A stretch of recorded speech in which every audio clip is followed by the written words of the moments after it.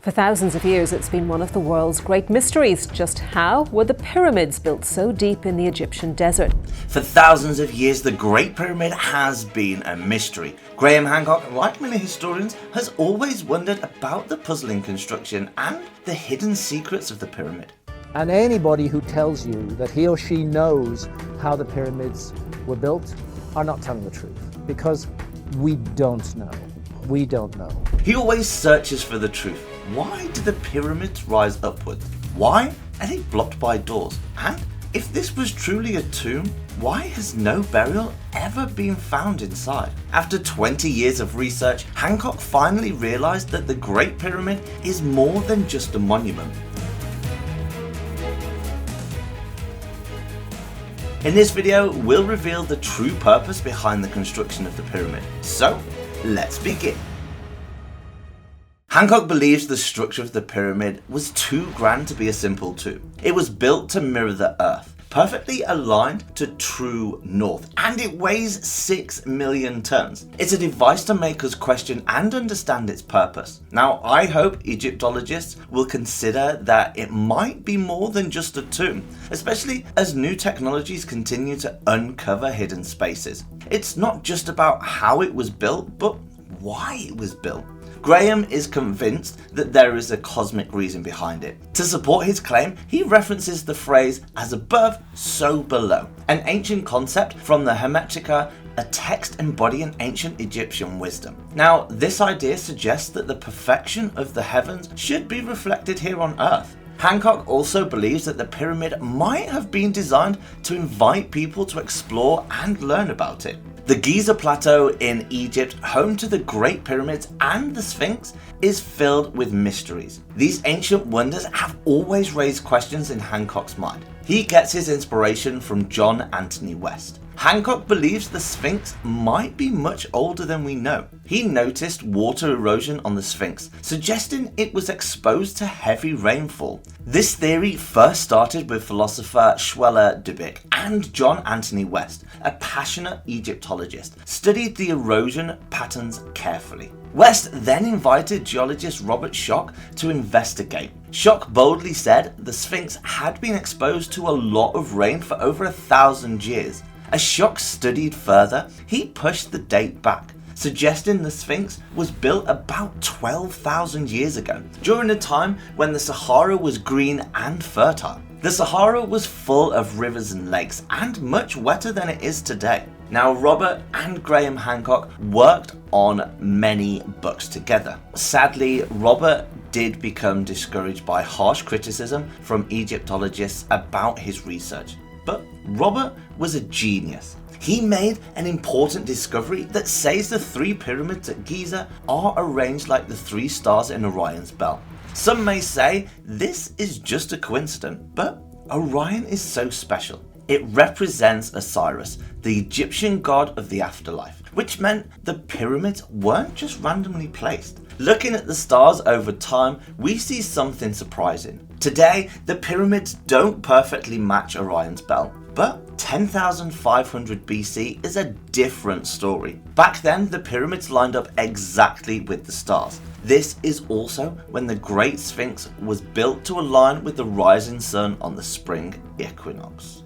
Anyone can test this theory by visiting Giza just before dawn and watching the sun rise perfectly in line with the Sphinx. Hancock thinks the Sphinx was originally a lion. Over time, erosion and sand covered most of it, leaving only the lion's head exposed.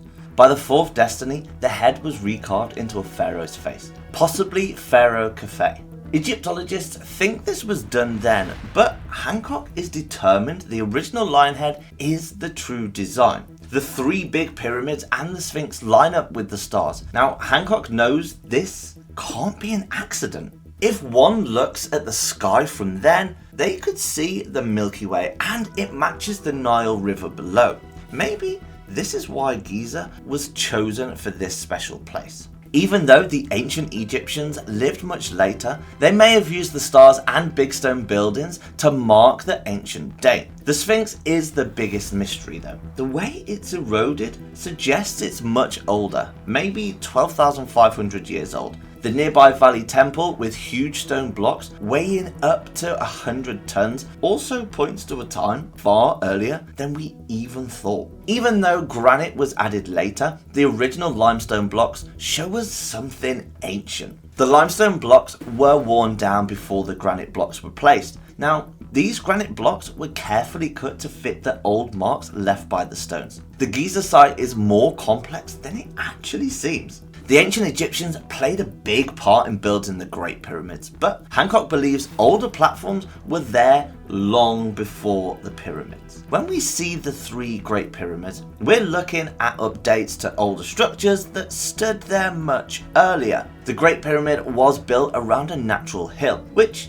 the Egyptians may have thought was a sacred mound. The Sphinx was already there before the pyramids, and the pyramids were built to honor this sacred spot. Platforms where the pyramids stand were in place, but the pyramids we see now, they weren't yet built. So how do Egyptologists date the pyramids and the Sphinx? The Great Pyramids are different from later pyramids. This raises the question of when pyramid building really started. Egyptologists say the first pyramid was the step pyramid of Pharaoh Zoser at Saqqara. A long time before the Giza pyramids were built, Pharaoh Snefru built 3 great pyramids, 1 at Medium and 2 at Deshur. The Bend and Red pyramids, at the same time the Giza pyramids were built. After that, pyramid building in Egypt, well, it dropped. The 5th dynasty pyramids were much smaller and looked less like pyramids, but when you enter them, you see lots of hieroglyphs and images of the king's name.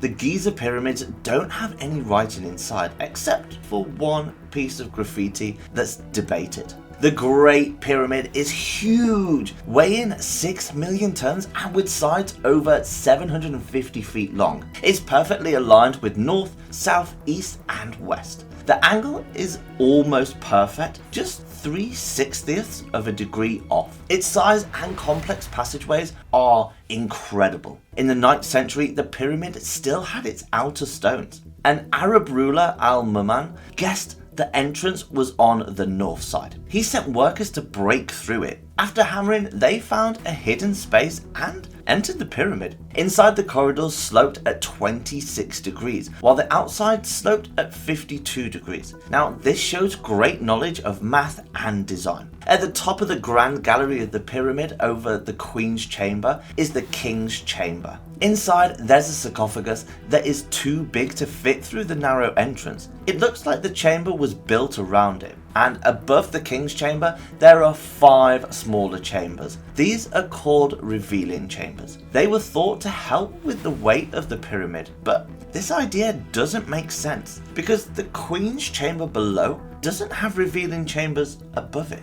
A British man, Howard V, once blew a hole into these chambers. He said he found graffiti with the name of Pharaoh Khufu on it. Hancock saw it too, and well, it does look like Khufu's name. But nobody knows if the graffiti is real or if Howard made it up for money. Still, it helps support the idea that Khufu had a big role in building the pyramid. Another clue Hancock found from a diary found near the Red Sea, the diary talks about bringing polished limestones to the Great Pyramid. It's clear this refers to the outer stones of the pyramid, not the inner core. This also links Khufu to the pyramid. But Hancock believes Khufu didn't start the pyramid, but added it to a much older structure. The heart of this structure is the subterranean chamber, which is 100 feet below the base. Now, to get there, you walk down a 26-degree sloping passage that is about 300 feet long. It's a tight squeeze, and the best way to move through it is backwards, as the passage is only 3.5 feet high.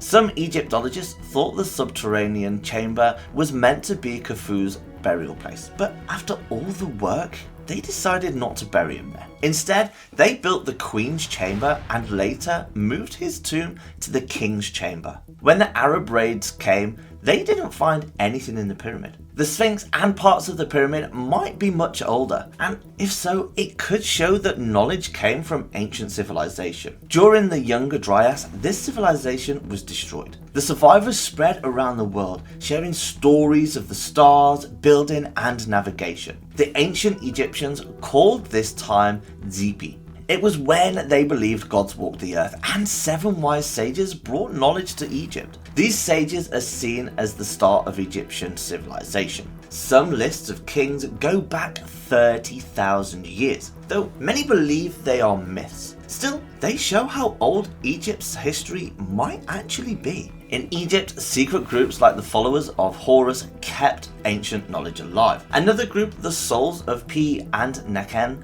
did the same. Hancock is convinced after the Younger Dryas, a small group of survivors found refuge in Giza. These survivors were connected to the 7 sages who appear in many cultures, from Mesopotamia to the Persian Gulf. These sages taught farming, building, and knowledge of the stars. The survivors learned from local people and passed their knowledge on. This wisdom was kept secret for years and later grew during Egypt's 4th dynasty. The idea that knowledge can last for thousands of years, well, just makes sense. Just as knowledge from ancient Israel, starting with Abraham, has lasted over 4,000 years. But the actual mystery of how the pyramids was built is still unsolved. These theories, like using ramps or wet sand, don't fully explain how they lifted massive blocks into place. Ramps were used for moving large stones on sleds, but that wouldn't work for raising 70-ton granite blocks 300 feet in the air.